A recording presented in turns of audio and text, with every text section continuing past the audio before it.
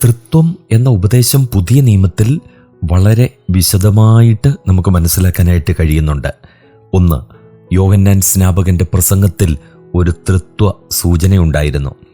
ദൈവത്തെങ്കിലേക്ക് തിരിഞ്ഞ് മാനസാന്തരപ്പെടുന്നതിനും വരാൻ പോകുന്ന മശിഹയെ വിശ്വസിക്കുന്നതിനും അദ്ദേഹം ആഹ്വാനം ചെയ്തു. പരിശുദ്ധാത്മാവിനാലുള്ള സ്നാനത്തെക്കുറിച്ച് അദ്ദേഹം പറഞ്ഞു. ജലസ്നാനം അതിൻ്റെ ഒരു പ്രതീകമായിരുന്നു. മത്തായി 3:11. 2, ക്രിസ്തുവിൻ്റെ ജഡധാരണത്തിൽ ദൈവിക തൃത്വം വെളിപ്പെട്ടു. മശിഹയുടെ ജനനത്തെക്കുറിച്ച് ഗബ്രിയേൽ ദൂതൻ മറിയയോട് പറഞ്ഞപ്പോൾ തൃത്വത്തെയും പരാമർശിച്ചു. പരിശുദ്ധാത്മാവ് നിന്റെ മേൽ വരും, അത്യുന്നതന്റെ ശക്തി നിന്റെ മേൽ നിഴലിടും, ഉത്ഭവിക്കുന്ന വിശുദ്ധ പ്രജ ദൈവപുത്രൻ എന്ന് വിളിക്കപ്പെടും. ലൂക്കോസ് 1:35. ഇങ്ങനെ പുത്രന്റെ ജഡധാരണത്തിൽ പിതാവും പരിശുദ്ധാത്മാവും പ്രവർത്തിക്കുന്നതായി കാണാം.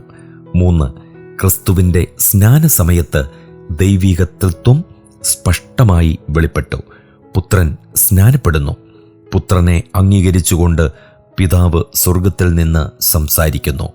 പരിശുദ്ധാത്മാവ് പ്രാവിൻ്റെ രൂപത്തിൽ ഇറങ്ങിവരുന്നു. മത്തായി 3:16-17. 4, ക്രിസ്തുവിൻ്റെ ഉപദേശം തൃത്വോപദേശത്തിൽ അധിഷ്ഠിതമായിരുന്നു. പിതാവ് തന്നെ അയച്ചുവെന്നും പിതാവിനെ വെളിപ്പെടുത്തുന്നവനാണ് താനെന്നും പിതാവും താനും പ്രവർത്തിക്കുന്നത് ആത്മാവിലാണെന്നും യേശു പറഞ്ഞു. യോഹന്നാന്റെ സുവിശേഷം 14:7-9.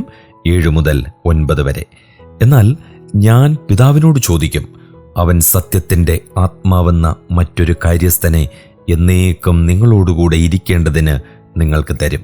യോഹന്നാൻ 14:16.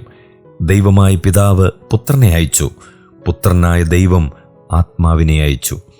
ആത്മാവ് സ്വയം ദൈവം തന്നെയാണ്.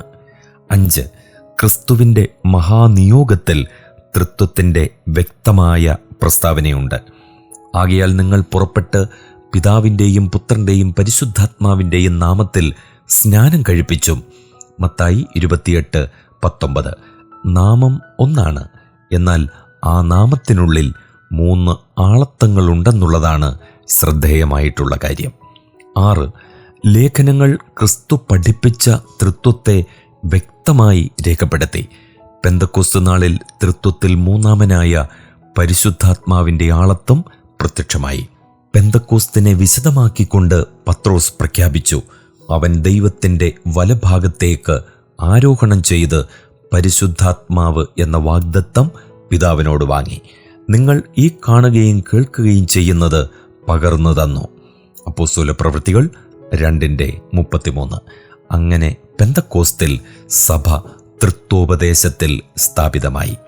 7, ആത്മാവിൻ്റെ കൃപാവരങ്ങളുടെ വിവരണത്തിൽ പൗലോസ് തൃത്വോപദേശം വ്യക്തമാക്കി. വിവിധങ്ങളായ ശുശ്രൂഷകൾ ഒരേ കർത്താവിനാണ്, എല്ലാവരിലും എല്ലാം പ്രവർത്തിക്കുന്നത് ഒരേ ദൈവവുമാണ്. എന്നാൽ കൃപാവരങ്ങളിൽ വ്യത്യാസമുണ്ട്. കർത്താവ് ഒരുവൻ, വീര്യപ്രവർത്തികളിൽ വ്യത്യാസമുണ്ട്.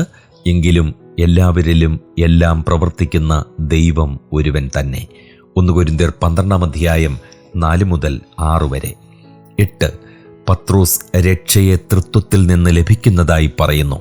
പിതാവായ ദൈവത്തിൻ്റെ മുന്നറിവിന് ഒത്തവണ്ണം ആത്മാവിൻ്റെ വിശുദ്ധീകരണം പ്രാപിച്ച് അനുസരണം കാണിപ്പാനും യേശുക്രിസ്തുവിൻ്റെ രക്തത്താൽ തളിക്കപ്പെടുവാനുമായി.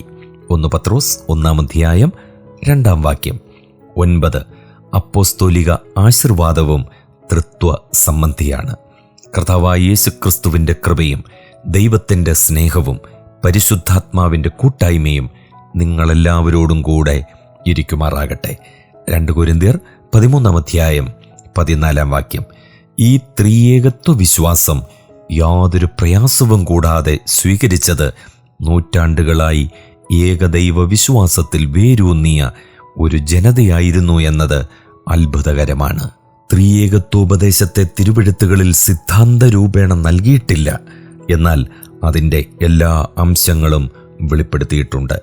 ദൈവിക തൃത്വത്തിലെ ഓരോ ആളത്വത്തിൻ്റെയും ശരിയായ സ്വരൂപവും പരസ്പര ബന്ധവും ക്രിസ്തു വെളിപ്പെടുത്തി.